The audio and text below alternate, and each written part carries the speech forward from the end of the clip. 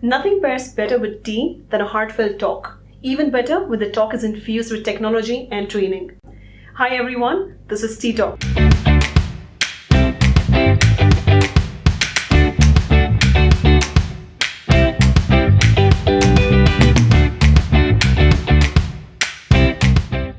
I'm Pranjalee Lahri.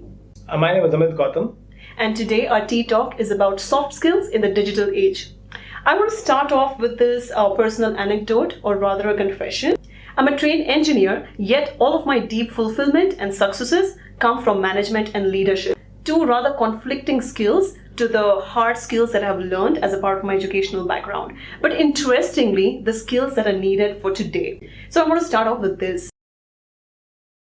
Amit, what do you think is the reason for the need for soft skills, especially in today's day? So I believe what is happening in today's times is that the teams are getting smaller in size. The work is not reducing as per that in the same proportion. So we have to do more in the time and with the resources we have, today. So what really matters is how everyone is able to produce more, not just output, but in terms of the business revenue contribution per person. And for that, it is not about only just the resources or the skills we have. It is also about working with people. Because less people to do more, it has to work in tandem as a strong team. So that needs a lot of soft skills beyond what we have seen so far. Also, more and more work is getting automated, which means humans have less to do with the actual output in many cases, which also kind of represents a bigger challenge where all we have to do is now put all of these things together in a way which works for the business and for the customers.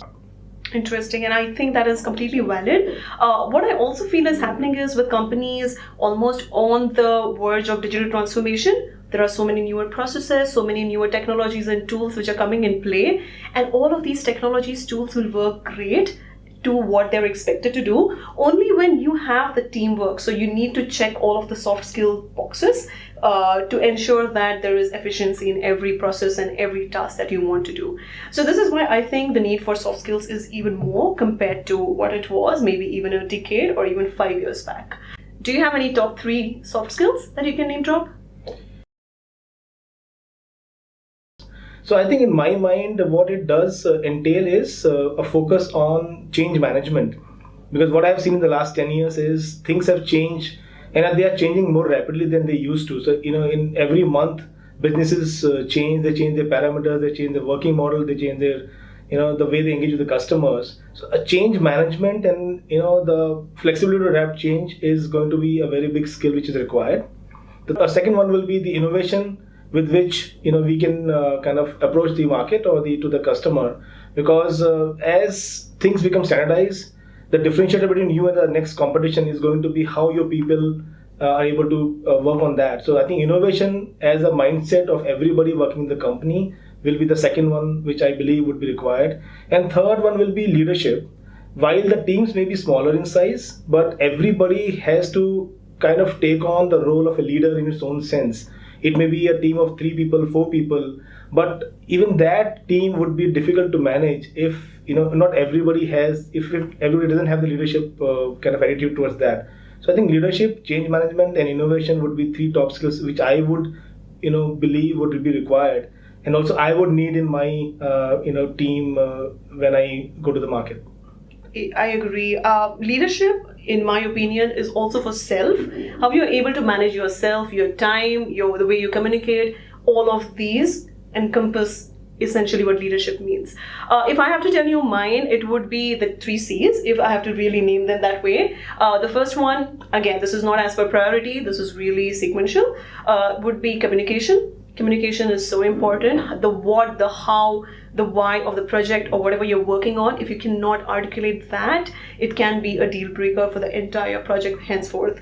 Important part of communication, again, in my opinion, is listening. What's something that we don't normally spend too much time thinking about, but is so critical to ensuring the communication is seamless between all the parties. The second one I would say is creativity. And creativity is not just how great you are in terms of, the literal sense of being creative, but essentially how you can approach any problem, any challenge with a solution, and you can think on your feet at all times. The last one from me would be changeability. This is something you have already mentioned about change management. I'm just going to say that it just takes that quick thinking and the ability to think out of the box, perhaps at all times.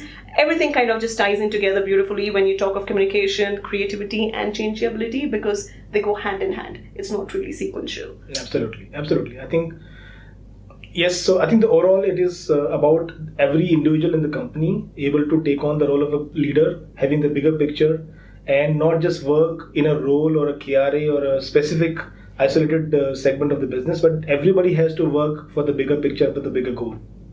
True.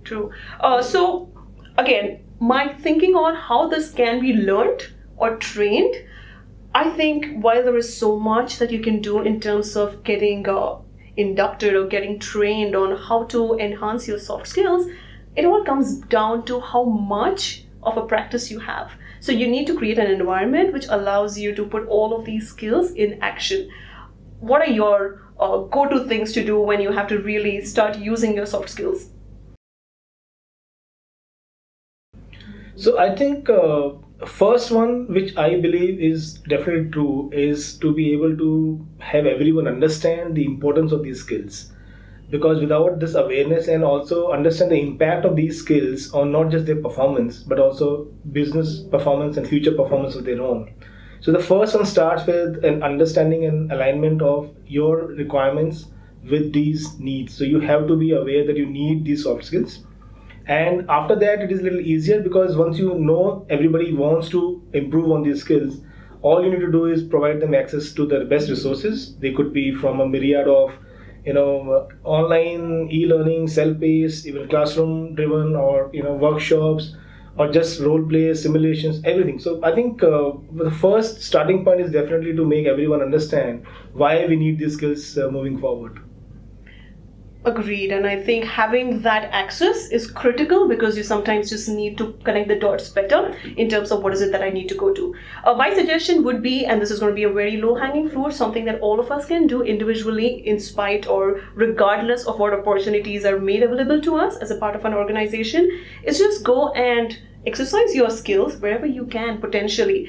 And this is another story I'll tell you. This is what I do with my kid. I think kids are a beautiful playing ground to see how all of your skills can really tie in together. Example, I'll start with again communication, what I said as one of my top 3 skills.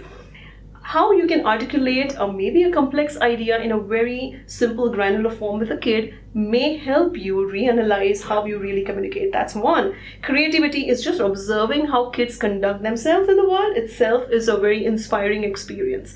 So all of these things, wherever you can practice them, put them into actual use, will help you hone your skills better. Alright, that's all from us. This is Pranjalee Lahri. I'm signing off. Thank you everyone. This is Amit Gautam signing off. Thank you so much. See you next time. Bye-bye. Bye-bye.